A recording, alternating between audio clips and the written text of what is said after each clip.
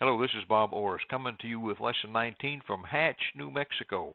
I'll never forget the day I discovered Hatch. I was driving from Albuquerque, New Mexico down to El Paso, and I thought I had entered the twilight zone when I came across this little tiny town that has 2,000 people in it, and their main source of revenue is chili peppers, and they are considered the chili capital of the world, and they have about 10,000 acres that they grow chili peppers on, and that produces about $50 million in revenue for them. Chili peppers are a great source, I discovered, of vitamin C. One chili pepper has as much vitamin C as 6 oranges, so think of that.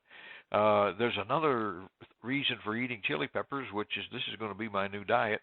Hot chili peppers burn calories by triggering a thermodynamic burn in the body, which speeds up metabolism. So there you go. There's our new program right there for losing weight. Bacon wrapped, cheese stuffed chili peppers. They even they even have their own brand, their own. You can buy it on Amazon even. They own branded chili peppers, but they're sold all over the country, and they just do a fantastic business there. Interesting place to visit. You wouldn't want to go there special. You kind of have to be on your way to somewhere else, and then just make that as one of your stopovers. Today's lesson 19. Do you feel insecure and worried about sales? Well, if you said no, you'd be lying, because everybody who's in sales, commission sales, is worried about sales.